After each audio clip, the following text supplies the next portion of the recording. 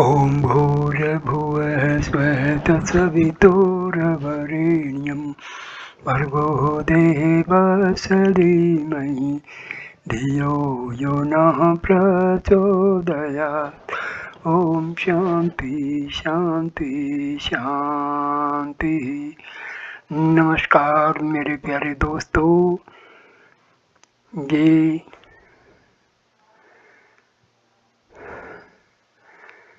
गीता के महान मनीषी स्वामी राम सुखदास की साधक संजीवनी का छठा वीडियो है।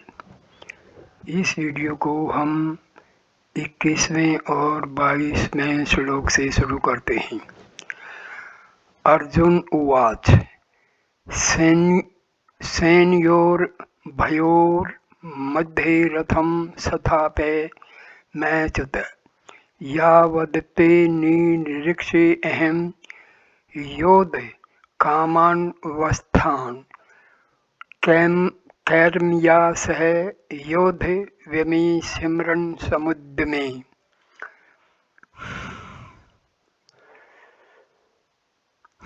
व्याख्या।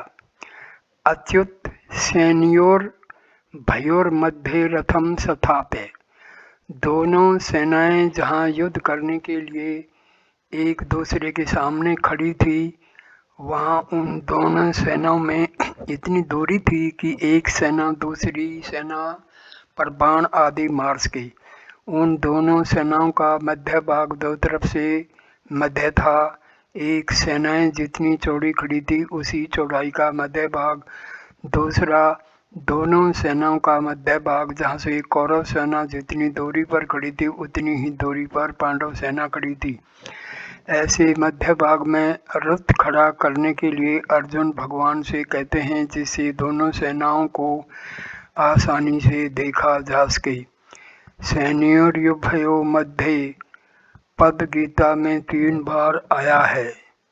यहाँ इसी अध्याय के 24वें श्लोक में और दूसरे अध्याय के 10वें श्लोक में 3 बार आने का तात्पर्य है कि पहले अर्जुन शूरवीरता के साथ अपने रथ को दोनों सेनाओं के बीच में खड़ा करने की आज्ञा देते हैं। पहले अध्याय का 21वां श्लोक फिर दोनों सेनाओं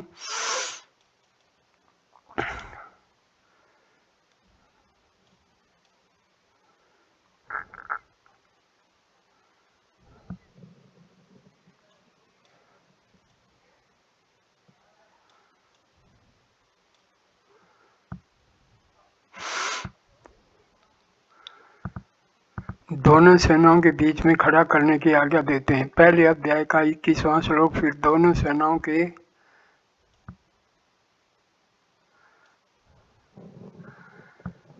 बीच में रथ को खड़ा करके कुरुवंशियों को देखने के लिए कहते हैं। पहले अध्याय का 24वां श्लोक और अंत में दोनों सेनाओं के बीच में ही विषाद मगन अर्जुन को गीता का उपदेश देते हैं। दूसरे अध्याय का 10वां श्लोक।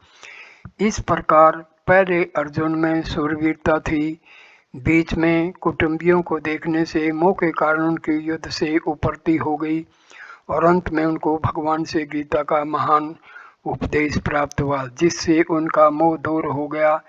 इससे यह भाव निकलता है कि मनुष्य जहाँ कहीं और जिस किसी परिस्थिति में स्थित है, वहीं रहकर वह प्राप्त परिस्थितियों का सदुपयोग करके निष्काम हो सकता है और वहीं उसको परमात्मा की प्राप्ति हो सकती है। कारण कि परमात्मा संपूर्ण परिस्थितियों में सदा एक रूप से रहते हैं। यावदेतांति निरीक्षे अहम रण समुद्र में, दोनों सेनाओं के बीच में रथ कब तक खड़ा करें। इस पर अर्जुन कहते हैं कि युद्ध की इच्छा को लेकर कौरव सेना में आए हुए सेना सहित जितने भी राजा लोग खड़े हैं, उन सब को जब तक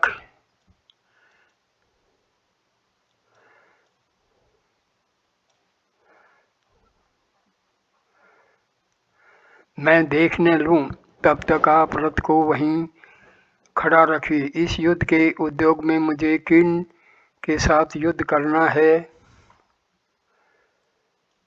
इस उनमें कौन मेरे समान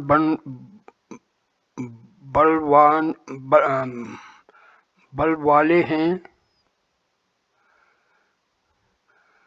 और कौन से मेरे से अधिक बल वाले हैं, उन सबको मैं जरा देख लूं। यहाँ योद्धु कामान पद से अर्जुन कह रहे हैं कि हमने तो संधि की बात ही सोची थी, पर उन्होंने संधि की बात स्वीकार नहीं की, क्योंकि उनके मन में युद्ध करने की ज़्यादा इच्छा है। अतः उनको मैं देखूं कि कितने बल को लेकर वे युद्ध करने की इच्छा रखते हैं। 23वां श्लोक। योत्स्मानान्वेक्षे अहं य एतेऽत्र समागतः धार्तराष्ट्रस्य दुर्बुद्धे युद्धे प्रियचिकीर्षवः। दुर्बुद्धे दुष्ट बुद्धि धार्तराष्ट्रस्य दुर्योधन का युद्ध में प्रियचिकीर्षव प्रिय करने की इच्छा वाले ये राजा लोग अत्र इस सेना में समागतः आए हुए हैं, योत्स्मानान युद्ध करने को, अहम मैं अवेक से देख लूं। व्याख्या। धार्तराष्ट्रस्य दुर्बुद्धे युद्धे प्रियचिकीर्षवः। जहाँ दुर्योधन को दुर्बुद्धि कहकर अर्जुन यह बताना चाहते हैं कि इस दुर्योधन ने हमारा नाश करने के लिए आज तक कई तरह के षड्यंत्र रचे हैं, हमें अपमानित करने के लिए कई तरह के उद्योग किए हैं, नियम के अनुसार और न्यायपूर्वक हम आधे राज्य के अधिकारी हैं, पर उसको भी यह हड़पना चाहता है, देना नहीं चाहता। ऐसी तो इसकी दुर्बुद्धि है। और यहाँ आए हुए राजा लोग युद्ध में इसका प्रिय करना चाहते हैं। वास्तव में तो मित्रों का यह कर्तव्य होता है कि वे ऐसा काम करें, ऐसी बात बताएं जिससे अपने मित्र का लोक परलोक में हित हो। परंतु ये राजा लोग दुर्योधन की दुष्ट बुद्धि को शोधने करके उल्टे उसको बढ़ाना चाहते हैं और दुर्योधन से युद्ध कराकर युद्ध में उसकी सहायता करके उसका पतन ही करना चाहते हैं। तात्पर्य है कि दुर्योधन का हित किस बात में है, उसको राज्य भी किस बात से मिलेगा और उसका परलोक भी किस बात से सुधरेगा, इन बातों का वे विचार ही नहीं कर रहे हैं। अगर ये राजा लोग उसको यह सलाह देते हैं कि भाई कम से कम आधा राज्य तुम रखो और पांडवों का आधा राज्य पांडवों को दे दो, तो इससे दुर्योधन का आधा राज्य भी रहता और उसका परलोक भी सुधरता। योत्स्मान वेक्षे अहं यह एतेऽत्र समागतः। इन युद्ध के लिए उतावले होने वालों को जरा देख तो लूं। इन्होंने अधर्म का अन्याय पक्ष लिया है, इसलिए ये हमारे सामने टिक नहीं सकेंगे, नष्ट हो जाएंगे। योत्स्मानान कहने का तात्पर्य है कि इनके मन में युद्ध की ज़्यादा आ रही है। अतः देखूं तो सही कि ये हैं कौन। अर्जुन के ऐसा कहने पर भगवान ने क्या किया, इसको संजय आगे 2 श्लोक में कहते हैं। 24वां और 25वां श्लोक। एव मुक्तो हृषिकेशो गुडाकेशेन भारत सैन्योर्भयोर्मध्ये स्थापयित्वा अरथोत्तमम् भीषण द्रोण प्रमुखतः सर्वेषां च मही अक्षिताम् उवाच पार्थ पश्यैतान् समवेता कुर्वन्तीति। धृतराष्ट्र पद के 2 अर्थ होते हैं। धृतराष्ट्र के पुत्र अथवा संबंधी, अन्यायपूर्वक राष्ट्र राज्य को धारण करने वाले। यहाँ धृतराष्ट्र के पुत्र दुर्योधन के लिए ही धार्तराष्ट्र से पद आया है। व्याख्या। गुडाकेशेन, गुडा के शब्द के 2 अर्थ होते हैं। गुडा नाम मुड़े हुए हैं और केश नाम बालों का है। जिसके सिर के बाल मुड़े हुए अर्थात घुंघराले हैं उसका नाम गुडा केश है। गुड़ा का नाम निद्रा है और ईश नाम स्वामी का है। जो निद्रा का स्वामी है अर्थात निद्रा ले चाहे न ले, ऐसा जिसका निद्रा पर अधिकार है, उसका नाम गुड़ाकेश है। अर्जुन के केश घुंघराले थे और उनका निद्रा पर आधिपत्य था, अतः उनको गुड़ाकेश कहा गया है। एवं मुक्त है, जो निद्रा आलस्य के सुख का गुलाम नहीं होता और जो विषय भोगों का दास नहीं होता, केवल भगवान का ही दास भक्त होता है। उस भक्त की बात भगवान सुनते हैं, केवल सुनते ही नहीं उसकी आज्ञा का पालन भी करते हैं। इसलिए अपने सखा भगत अर्जुन के द्वारा आज्ञा देने पर अंतर्यामी भगवान श्री कृष्ण ने दोनों सेनाओं के बीच में अर्जुन का रथ खड़ा कर दिया। ऋषिकेश, इंद्रियों का नाम ऋषिक है। जो इंद्रियों के ईश अर्थवा स्वामी हैं उनको ऋषिकेश कहते हैं। पहले 21वें श्लोक में और यहाँ ऋषिकेश कहने का तात्पर्य है कि जो मन, बुद्धि, इंद्रियां आदि सबके प्रेरक हैं, सबको आज्ञा देने वाले हैं, वे ही अंतर्यामी भगवान यहाँ अर्जुन की आज्ञा का पालन करने वाले बन गए हैं। यह उनकी अर्जुन पर कितनी अधिक कृपा है। सैन्योरुभयोर्मध्ये स्थायित्वा रथोत्तमः, दोनों सेनाओं के बीच में जहाँ खाली जगह थी वहाँ भगवान ने अर्जुन के श्रेष्ठ रथ को खड़ा कर दिया। भीषण द्रोण प्रमुखतः सर्वेषां च मही अक्षिताम, उस रथ को भी भगवान ने विलक्षण चतुराई से ऐसी जगह खड़ा किया जहाँ से अर्जुन को कौटुंबिक संबंध वाले पिता में भीषम, विद्या के संबंध वाले आचार्य द्रोण एवं कौरव सेना के मुख्य राजा लोग सामने दिखाई दे सके। उवाच पार्थ पश्यैतान् समवेता कुरु नीति, कुरु पद में धृतराष्ट्र के पुत्र और पांडु के पुत्र ये दोनों आ जाते हैं, क्योंकि ये दोनों ही कुरुवंशी हैं। युद्ध के लिए एकत्र इन कुरुवंशियों को देख, ऐसा कहने का तात्पर्य है कि इन कुरुवंशियों को देखकर अर्जुन के भीतर यह भाव पैदा हो जाए कि हम सब एक ही तो हैं। इस पक्ष के हों चाहे उस पक्ष के हों, भले ही हों चाहे बुरे हों, सदाचारी हों चाहे दुराचारी हों, पर हैं सब अपने ही कुटुंबी। इस कारण अर्जुन में छिपा हुआ कौटुंबिक ममता युक्त मोह जागृत हो जाए और मोह जागृत होने से अर्जुन जिज्ञासु बन जाए, जिससे अर्जुन को निमित्त बनाकर भावी कलयुगी जीवों के कल्याण के लिए गीता का महान उपदेश दिया जा सके।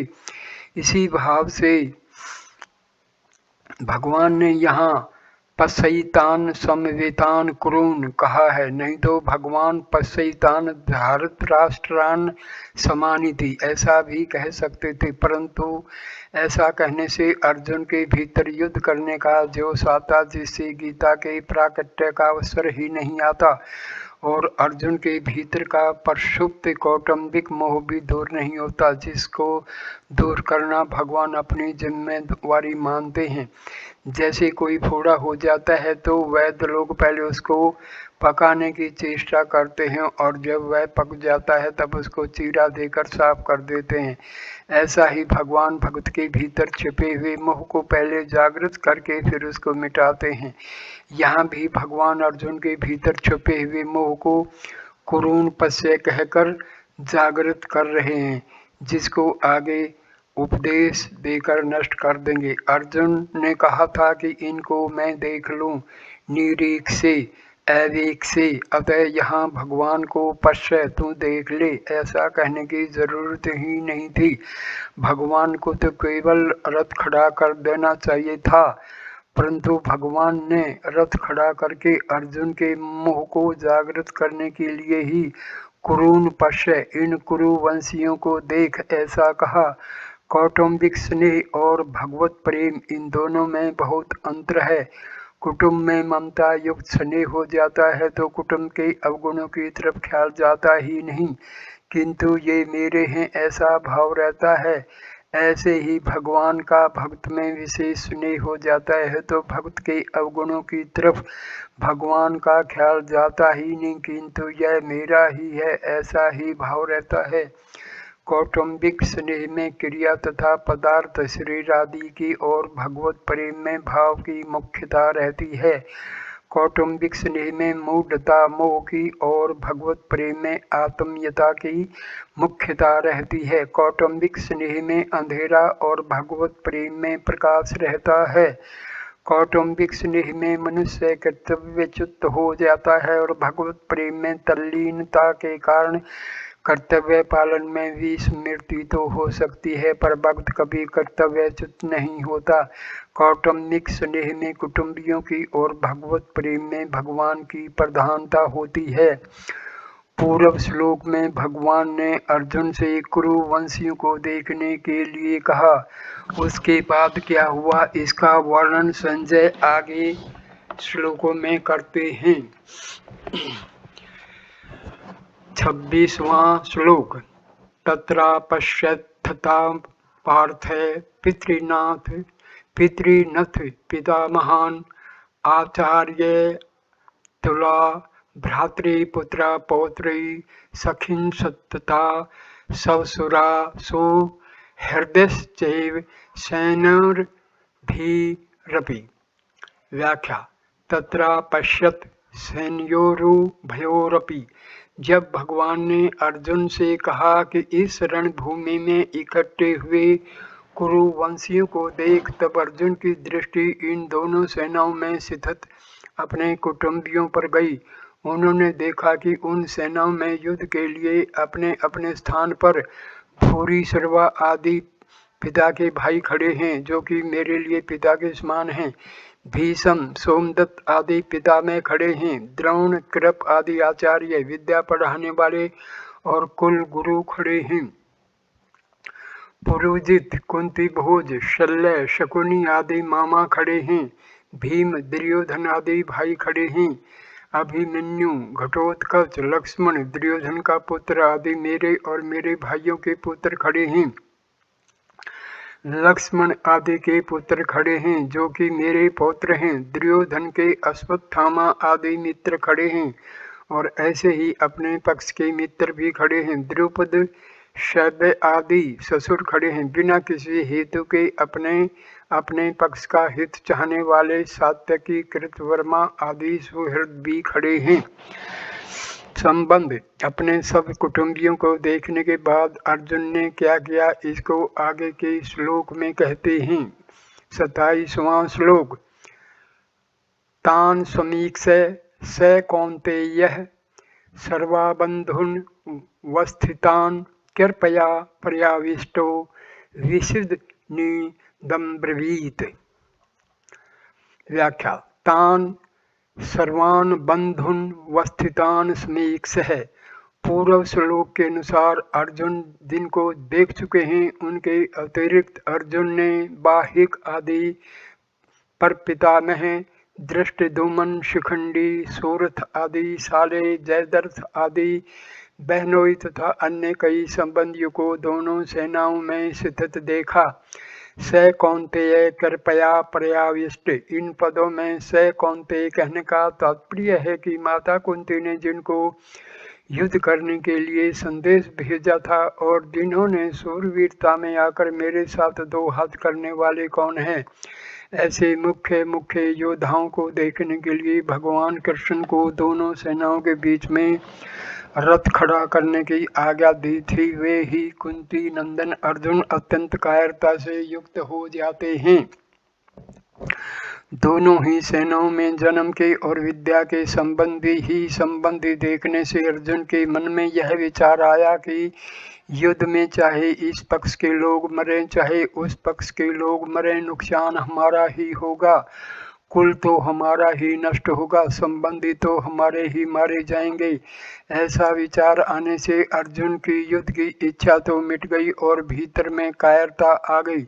इस कायरता को भगवान आगे कशलम तथा हृदय दौर्बल्यम कहा है और अर्जुन ने कारप अन्य दोषों स्वभाव कहकर इसको स्वीकार भी किया है। अर्जुन कायरता से आविष्ट हुए हैं।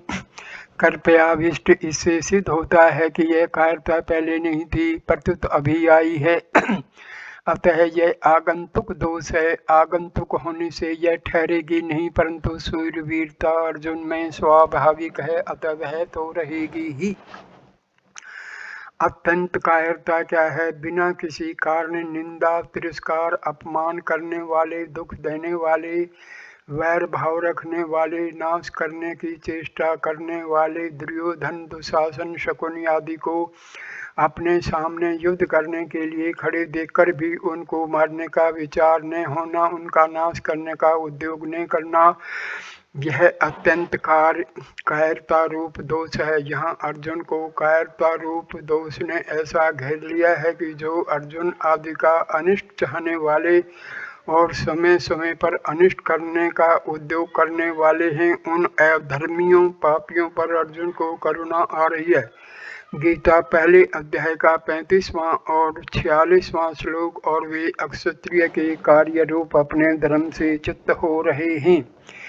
विषीदन्नी ब्रवीत, युद्ध के परिणाम में कुटुंब की, कुल की, देश की क्या दशा हो गई, इसको लेकर अर्जुन बहुत दुखी हो रहे हैं। और उस अवस्था में वे ये वचन बोलते हैं जिनका वर्णन आगे के श्लोक में किया गया है। अर्जुन उवाच 28, 29 और 30 श्लोक। 28वां श्लोक। दुष्ट एवं स्वजनम कृष्ण युयुत्सुम सम उपस्थितम सीदन्ति मम गात्राणि मुखम च परिशुष्यति। 29वां श्लोक। वेपयुश्च शरीरे मे रोमहर्षश्च जायते गांडीवं स्रंसन्ते हस्तात्व चैव प्रीदह्यते। 30वां श्लोक। न च शक्नवस्थातुं भ्रमतीव चे मे मनः। अर्जुन बोले, व्याख्या। दृष्ट एवं स्वजनम कृष्ण युयुत्सुम सम उपस्थितम। अर्जुन को कृष्ण नाम बहुत प्रिय था। यह संबोधन गीता में 9 बार आया है। भगवान श्री कृष्ण के लिए दूसरा कोई संबोधन इतनी बार नहीं आया है। ऐसे ही भगवान को अर्जुन का पार्थ नाम बहुत प्यारा था, इसलिए भगवान और अर्जुन आपस की बोलचाल में ये नाम लिया करते थे और यह बात लोगों में भी प्रसिद्ध थी। इसी दृष्टि से संजय ने गीता के अंत में कृष्ण और पार्थ नाम का उल्लेख किया है। यत्र योगेश्वरः कृष्णो यत्र पार्थो धनुर्धरः। धृतराष्ट्र ने पहले समवेता युयुत्सव कहा था और यहाँ अर्जुन ने भी युयुत्सुम सम उपस्थितम कहा है, परंतु दोनों की दृष्टियों में बड़ा अंतर है। धृतराष्ट्र की दृष्टि में तो दुर्योधन आदि मेरे पुत्र हैं और युधिष्ठिर आदि पांडु के पुत्र हैं, ऐसा भेद है। अतः धृतराष्ट्र ने वहाँ माम का और पांडवा कहा है, परंतु अर्जुन की दृष्टि में यह भेद नहीं है। अतः अर्जुन ने यहाँ स्वजनम कहा है, जिसमें दोनों पक्ष के लोग आ जाते हैं। तात्पर्य है कि धृतराष्ट्र को तो युद्ध में अपने पुत्रों के मरने की आशंका से भय है, शोक है, परंतु अर्जुन को दोनों ओर के कुटुंबियों के मरने की आशंका से शोक हो रहा है कि किसी भी तरफ का कोई भी मरे पर वह तो हमारा ही कुटुंबी। अब तक दृष्टवा पद 3 बार आया है। दृष्टवा तो पांडवानीकम व्यवस्थी दृष्टवा धृतराष्ट्रान, और यहाँ दृष्टवेपम स्वजनम। इन तीनों का तात्पर्य है कि दुर्योधन का देखना तो एक तरह का ही रहा है, अर्थात दुर्योधन का तो युद्ध का एक भाव रहा, परंतु अर्जुन का देखना 2 तरह का हुआ। पहले तो अर्जुन धृतराष्ट्र के पुत्रों को देखकर वीरता में आकर युद्ध के लिए धनुष उठाकर खड़े हो जाते हैं, और अब स्वजनों को देखकर कायरता से आविष्ट हो रहे हैं, युद्ध से उपरत हो रहे हैं और उनके हाथ से धनुष गिर रहा है। सिदंती मम गात्राणि, भ्रमतीव च मे मनः। अर्जुन के मन में युद्ध के भावी परिणाम को लेकर चिंता हो रही है, दुख हो रहा है। उस चिंता दुख का असर अर्जुन के सारे शरीर पर पड़ रहा है। उसी असर को अर्जुन स्पष्ट शब्दों में कह रहे हैं कि मेरे शरीर का हाथ, पैर, मुख आदि एक एक अंग अव्यय शिथिल हो रहा है, मुख सूखता जा रहा है, जिससे बोलना भी कठिन हो रहा है। सारा शरीर थर थर कांप रहा है, शरीर के सभी रोंगटे खड़े हो रहे हैं, अर्थात सारा शरीर रोमांचित हो रहा है। जिस गांडीव धनुष की प्रत्यंचा के टंकार से शत्रु भयभीत हो जाते हैं, वही गांडीव धनुष आज मेरे हाथ से गिर रहा है। त्वचा में, सारे शरीर में जलन हो रही है, मेरा मन भ्रमित हो रहा है, अर्थात मेरे को क्या करना चाहिए यह भी नहीं सोच रहा। यहाँ युद्ध भूमि में रथ पर खड़े रहने पर भी मैं असमर्थ हो रहा हूँ। ऐसा लगता है कि मैं मूर्छित होकर गिर पड़ूंगा। ऐसे अनर्थकारक युद्ध में खड़ा रहना भी एक पाप मालूम दे रहा है।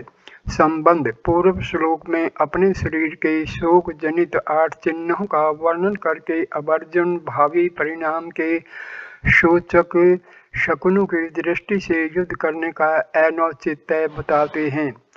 निमित्तानि च पश्यामि विपरीतानि केशव न च श्रेयो अनुपश्यामि हत्वा स्वजन्महावे।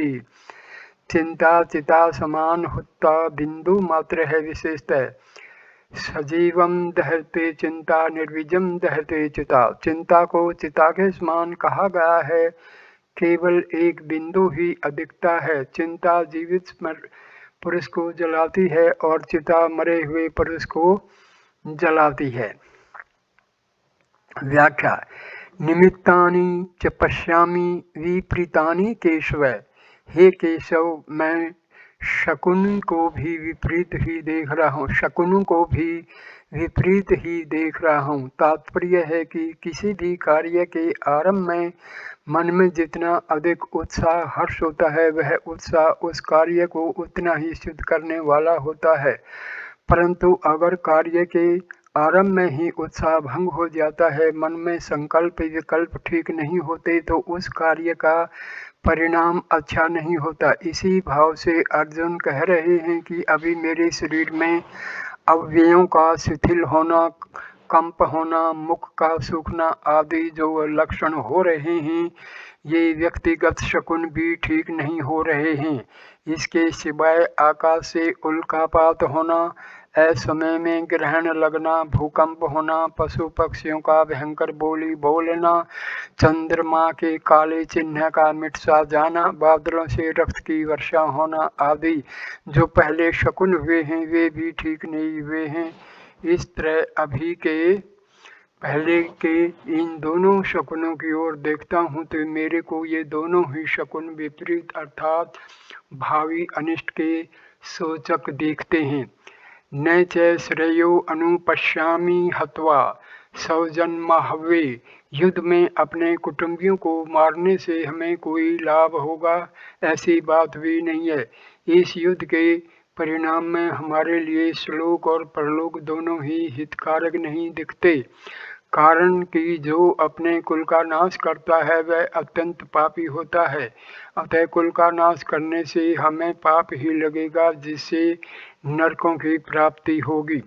इस श्लोक में निमित्तानि पश्यामि और श्रेय अनुपश्यामि, इन दोनों वाक्यों से अर्जुन यह कहना चाहते हैं कि मैं शकुनों को देख अथवा स्वयं विचार करूं, दोनों ही रीति से युद्ध का आरंभ और उसका परिणाम हमारे लिए और संसार मात्र के लिए हितकारक नहीं दिखता। संबंध जिसमें न तो शुभ शकुन दिखते हैं और न श्रेय ही दिखता है, ऐसी अनिष्टकारक विजय को प्राप्त करने की अनिच्छा अर्जुन आगे के श्लोक में प्रकट करते हैं। 32वां श्लोक। न कांक्षे विजयम कृष्ण न च राजम सुखानि च किम नो राजेन गोविंद किम भोगै जीवर्तेन वा। जितने भी शकुन होते हैं वे किसी अच्छी या बुरी घटना के होने में निमित्त नहीं होते, अर्थात वे किसी घटना के निर्माता नहीं होते, प्रत्युत भावी घटना की सूचना देने वाले होते हैं। शकुन बताने वाले प्राणी भी वास्तव में शकुनों को बताते नहीं हैं, किंतु उनकी स्वाभाविक चेष्टा से शकुन सूचित होते हैं। यद्यपि अर्जुन शरीर में होने वाले लक्षणों को भी शकुन मान रहे हैं, तथापि वास्तव में ये शकुन नहीं है। ये तो शोक के कारण इंद्रियां, शरीर, मन, बुद्धि में होने वाले विकार हैं। यहाँ पश्चामी क्रिया भूत और वर्तमान के शकुनों के विषय में और अनुपश्चामी क्रिया भविष्य के परिणाम के विषय में आई है। व्याख्या न कांक्षे विजम कृष्ण न च राजम सुखानी च। मान लें कि युद्ध में हमारी विजय हो जाए तो विजय होने से पूरी पृथ्वी पर हमारा राज्य हो जाएगा, अधिकार हो जाएगा। पृथ्वी का राज्य मिलने से हमें अनेक प्रकार के सुख मिलेंगे, परंतु इनमें से मैं कुछ भी नहीं चाहता। अर्थात मेरे मन में विजय, राज्य एवं सुख की कामना नहीं है। किम नो राजेन गोविंद किम भोगैर्जीवितेन वा। जब हमारे मन में किसी प्रकार की विजय, राज्य और सुख की कामना ही नहीं है तो फिर कितना ही बड़ा राज्य क्यों नहीं मिल जाए, पर उससे हमें क्या लाभ। कितने ही सुंदर सुंदर भोग मिल जाएं पर उनसे हमें क्या लाभ।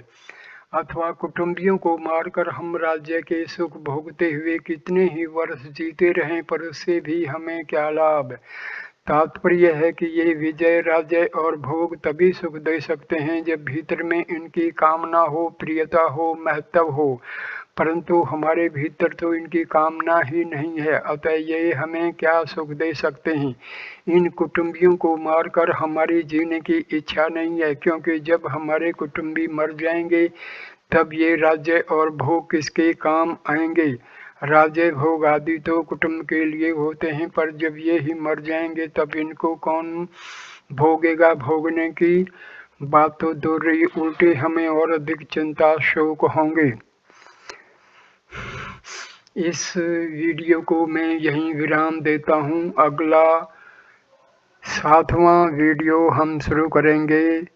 संबंध अर्जुन विजय आदि क्यों नहीं चाहते, इसका हेतु आगे के श्लोक में बताते हैं। 33वें श्लोक से जो है अगला वीडियो हम शुरू करेंगे। नमस्कार मेरे प्रिय दोस्तों, कृपा करके इस वीडियो को लाइक करना, कमेंट करना, शेयर करना और चैनल को सब्सक्राइब कर देना। धन्यवाद।